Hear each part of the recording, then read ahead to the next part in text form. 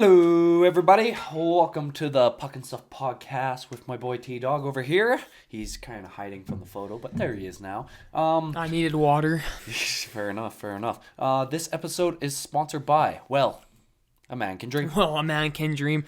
One thing I gotta say is that my predictions have been kind of lackluster this week, so let's get into it, hey? Before I embarrass myself even more. Well, welcome to NBA, episode 19 we're going back to Puck and Stuff episodes. This is episode 19, NBA edition. And, yeah, Tristan's kind of right. Second round didn't go too crazily for us. I got 50-50. I got two teams right and two teams wrong. So, I don't know how you did. I only had one right because Really? I thought the Suns would beat the Mavs.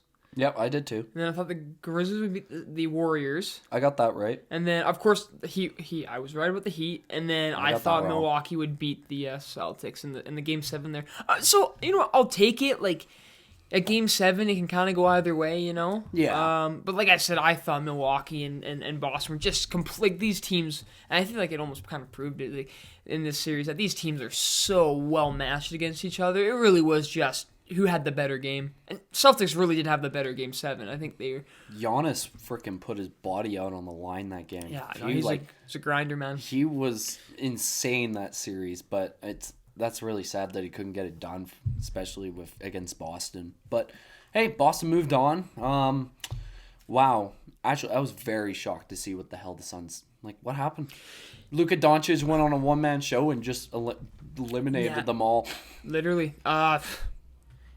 He only had a few. Yeah, the Mavs, him and Brunson, right? Really, the only two that were kind of putting up points. Like Doncic, though, out of all the winning teams, he had the most point average there with 32.6.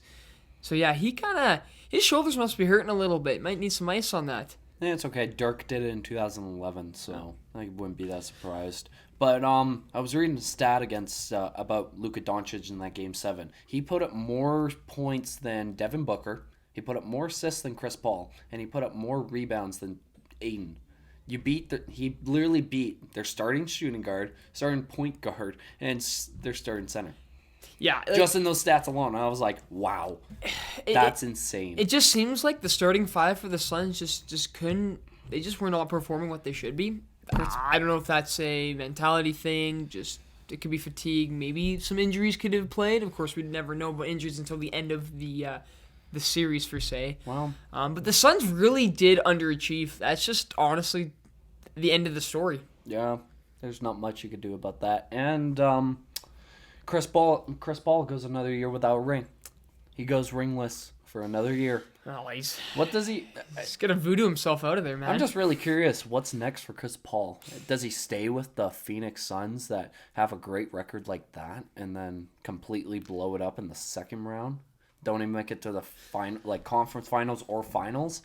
What would you do? Go join LeBron? Well, I think with the Suns is you still have a year or two to still make a splash with the core that you have. I mean, yeah, well, that's true. if you, of course, you sign them all and all that and keep them the same. So I don't really see why you wouldn't just stay with the Suns, even just for 1 year, try and get some additions in free agency or something like that. Yeah, and then just go again because they were close, right? But yeah, the Mavs.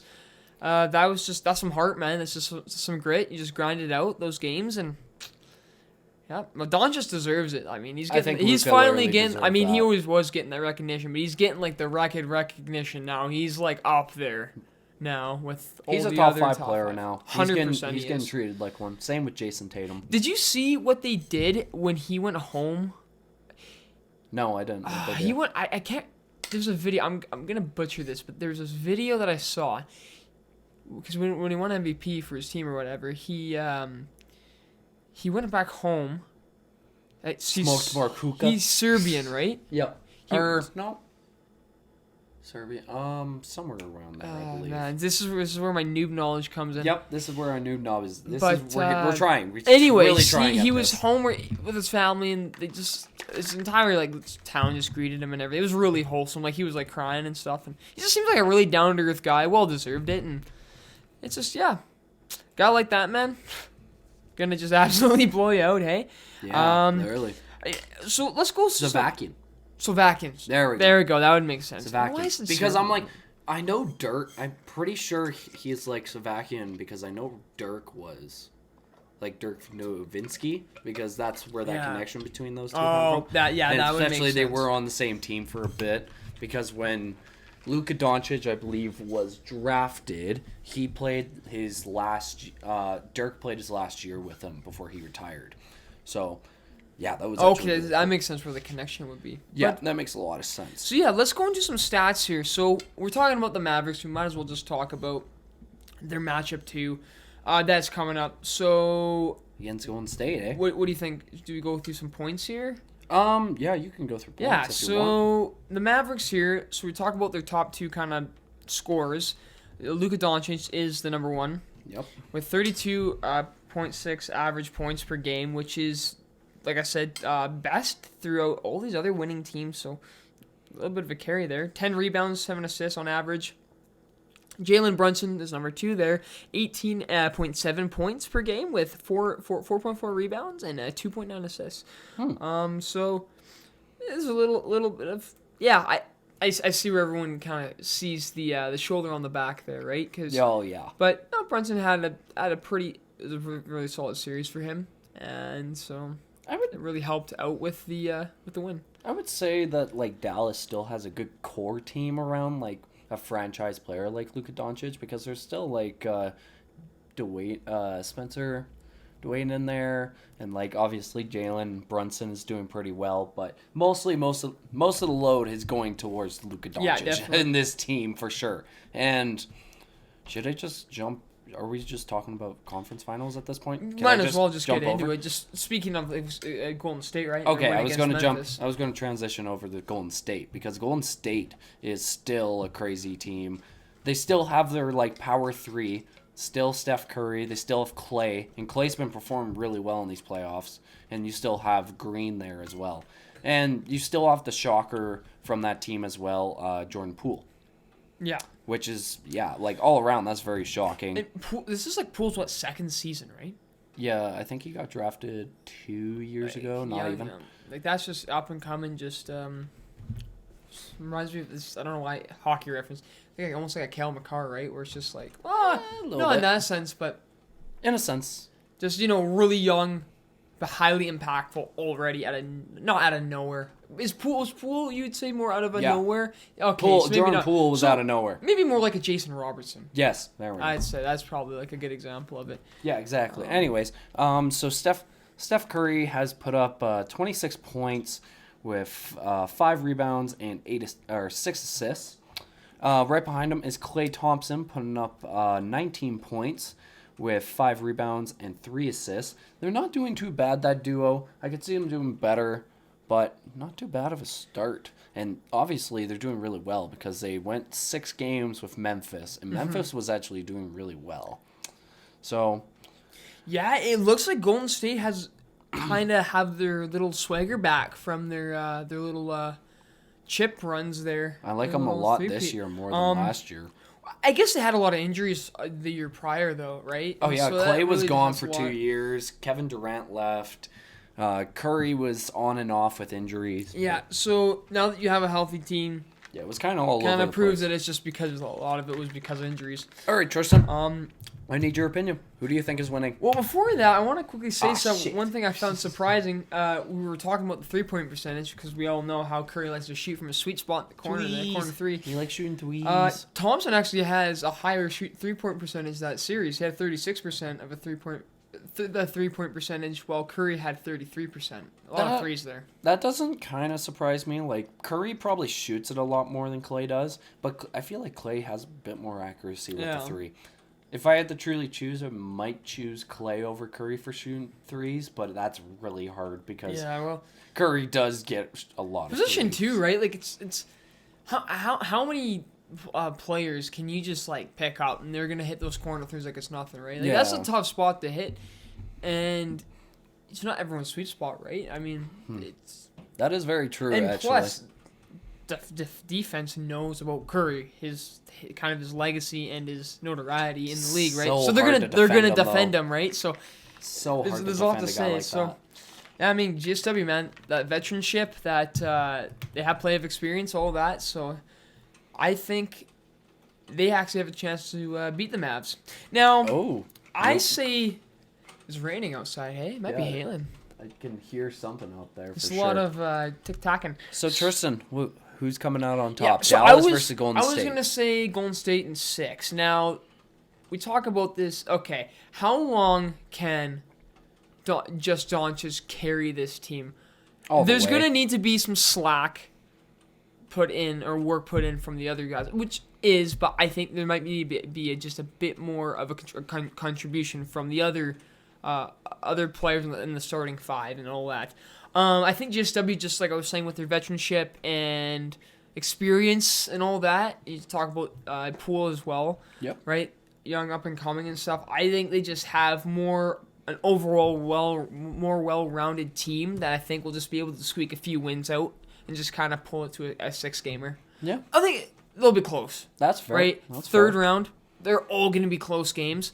Nope, I don't think there's going to be any blowouts, but I think Golden State will just squeak a few wins out there just to kind of pass them over and win in 6. You make some very valid points with that because obviously Golden State has the more playoff experience in this situation. Again, you already got like 3 of their guys that have won championships with them. Yeah, with that trio again of Clay, Curry, and Green. But I'm kind of the underdog. I like the underdog story. Dirk did it in 2011 by himself. I don't see why Luka can't, and I say Dallas in 7. Why in the not? series. Why not 11 years later, right? I think 12 because he did in 2011. It's 2022. Oh, okay, yeah. So why not 11 years later? Yeah. Yeah. Why not? Again, if Luka just keeps playing how he is, if his teammates actually take that next step up to really help him out, I could totally see them dominating them. But I think it would go to 7 just like they did with Phoenix. I think they really put themselves in a situation once they got rid of Phoenix.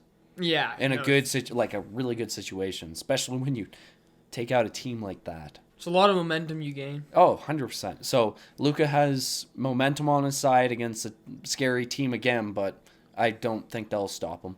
I think he runs right through. Tristan, we're going to move over to the East. I also want Andrew Wiggins to make absolute You want the plays. Canadian boy to do Yeah, something? man. I want him scoring 40. Fuck it. Yeah, he's Celtics. Hey. Yeah, he's an all-star selection, bro. He has to. Oh, put up exactly 40. right. Oh my goodness. Tristan, I think we should just jump over to the East with our predictions for the next team. If you have any stats you want to give out. Yeah, quick. Heat Celtics here. Okay, so I'll start with the Heat. Still my favorite to like kind of go all the way. So I think you already know what I'm gonna say, who wins this. But before I even kind of go more into detail, let's talk about stats here. Yep. So Heat against the 76ers there. So Jimmy Butler averaged 28 points per game, 8 rebounds, 6 assists, while Adebayo was their second in average points, 17, 8 rebounds, 2 assists. That's 17 isn't bad at all. It's just there's a big gap between number 1, and so you can almost say too, like maybe the Heat also need a little bit of a little bit more slack and work kind of picked up from the rest of their 5. I mean, yeah, like Jimmy Butler has always kind of been like the main player of that team, and Bam is a very good offensive defensive player. In a sense, yes, I get where you're coming from, but I think it's really hard with Miami. I've never truly been with Miami. I kind of always saw them as like, okay, yeah, I can see them going far, but championship-wise, maybe not. Again, they still have tons of great pieces to be able to do this, but honestly, who truly knows? But if you're done talking about stats on them, I wanted to jump over to Boston. Yeah, so the Celtics. That's a well-deserved 7-game series. Well-deserved win. Yeah, well-deserved win. Giannis, a lot of respect to him. Quickly about Giannis, he did put up 33. Actually, he put up 34 points, 15 rebounds, and 7 assists. Wow, what a series for Giannis, honestly. I think, yeah, like, we talk about Luka putting the team on his back. Giannis went off as well. I got to give my respect to him. But looking at Boston, who's moved on to the conference finals, you got Jason Tatum. He's already proved it enough after versing KD in first round. And then obviously he proved it again versus Milwaukee, being the last champs. So, sorry. Jason Tatum, he averaged about 28 points with the series against the Bucks. He had about 6 rebounds and about 5 assists, which isn't too bad. Not too bad.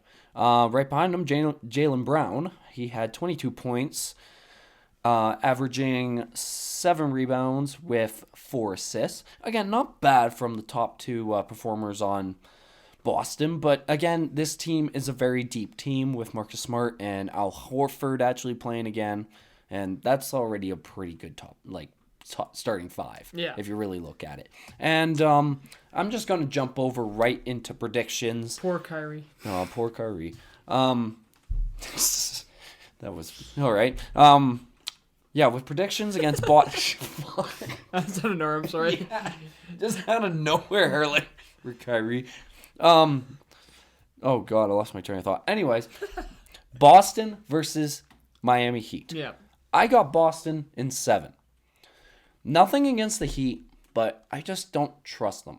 I really don't. There's something about that team that I just haven't trusted from the beginning. Yes, they have made it this far. But just with the momentum Boston is taking after beating Kevin Durant and beating Milwaukee, you have all the momentum on your side. Just kind of how Luka Doncic does with versus Phoenix. And I really think they take this at the end of the day. And they take this in 7. That's fair. Well, we both agree that this is going to be a really, really, really close series. I say Heat in 7, so... Oh, shit. Just one more win. Tristan and I have both totally different But that's the thing picks. is, I think these two teams, I think Milwaukee and Boston was more matched. Honestly, probably Heat is probably the underdogs behind Celtics this Even year. though they were first in the East this year. I would honestly probably say Jeez. that, but... I feel like the Heat are gonna just be able to pull off some wins. I think Butler really has that ability to kind of just take his game to the next level. I mean, So does Tatum, so does Brown, of course. But you're looking still. I'm looking at the new talent. You're still looking at Jimmy Butler's talent. Oh, Jimmy Butler is really good though. I feel like he's very underrated still. Oh, for sure. But the Heat are really in a win now situation. Oh, you gotta do it. You gotta do it. So why not now? So 7. They win in 7, right? Oh, that's fair. That's totally fair. So that's our actual NBA playoff predictions. I hope you guys enjoyed that, and that was pretty fun. We're actually going to jump over quickly to the NBA lottery. Unless you had anything else to say, just double check. Well, one thing I want to say about the lottery is how many times have the Pistons got a top 10 pick in the last 10 years? I would like to know. If you do know that, comment it, because I don't even know. You cannot have anything in Detroit. Yeah, so the NBA lottery happened, I believe it was earlier today. Yeah. The first pick went to the Orlando Magic, which was very shocking. They haven't had one... I don't know if they ever had one or since Shaq. Shaq didn't go first, did he? I think he was a top 3, though. I think he was top 3. I could be wrong about that. You could fact check me on that if you want. So second pick goes to the Thunder. That's not surprising. They have tons of picks in their hands. Everyone's saying that too. It's like, man, they're gonna be setting themselves up for a few years, man. They got a lot of prospects. They made They made the right decision with that. If you really look at it, at the end of the day, you got rid of those great players, but the picks you got back, holy moly! The Houston Rockets got the 3rd. Sacramento Kings got the 4th. Oh, what a terrible franchise. Sacramento Kings, man. Oh, they're brutal. Number 5 goes to the Detroit Pistons. I gotta admit, the Pistons are starting to look a little bit better. Yeah. I gotta admit that. Starting to look like a little bit of that kind of, what would you say, about 90s view of play from the Pistons? They were gritty, and they're starting to show it back. It just felt like they've been bottom feeders for so long. Yeah, most of these teams are, to be honest. I don't know. That's why I hope that this disparity in success in the NBA starts to slowly even itself out more. I think this season already kind of proved it, but that's very fair. It would be very nice to start seeing some of these other ones. Indiana, we know they're in a rebuild, right? They kind of treated everyone. Oh, number 6 actually, the Indiana Pacers.